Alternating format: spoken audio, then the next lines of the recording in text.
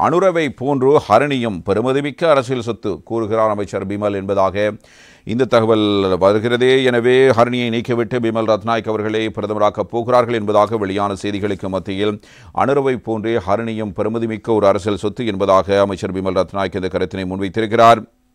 பிரதமர் எங்களுக்கு பெருமதிமிக்க கதாபாத்திரம், நாங்கள் சகோதரத்துடன் செயற்படும் குழு, நாங்கள் பிரதமரை பாதுகாப்போம் என்று அமைச்சர் பிமல் ரத்நாயக்கவினால் இவ்வாறு குறிப்பிடப்பட்டிருக்கிற செய்தியாக இது அமைகிறது.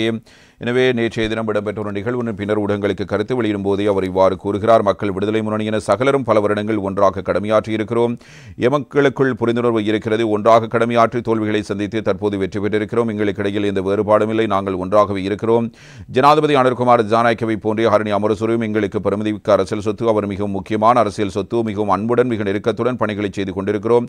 நாங்கள் பிரியும் நாளை எதிர்பார்த்து சஜித்தும் நாமலும் அழுது கொண்டிருக்க முடியும். அவர்களே பிளவடைந்திருக்கிறார்கள். எனவே நேரத்தை வீணாக்காமல் இருக்குமாறு கோரிக்கை விடுக்கிறோம். 5 வருடங்களாக முழுமையாக ஆட்சி செய்வோம். மஹிந்த ராஜபக்ஷ பயணித்த விமானத்தில் ஏதாவது கோளாறு நடந்தாவது தமக்கு ஆட்சி பலம் கிடைக்காதா என்று சஜித் ரணில் தரப்பினர் எதிர்பார்த்து காத்துக் கொண்டிருக்கிறார்கள். அது பிரதமருக்கு பொறுப்பான அமைச்சும் இல்லை. வேறு அமைச்சுக்கள் தொடர்பில் பதிலளிக்கும் கடப்பாடு பிரதமருக்கு இருக்கிறது.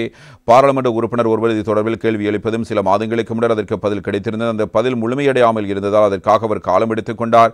நீண்ட காலத்துக்கு பின்னரே அதற்கான பதிலை வழங்கியிருந்தார். இருந்தபோதும் அந்த பதில் முழுமையான உண்மை தன்மை கொண்டதாய் என கூற முடியாது. அந்த இடத்தில் அரசியல் நாடகம் அரங்கேற்றும் அவசியம் பிரதமருக்கு இல்லை.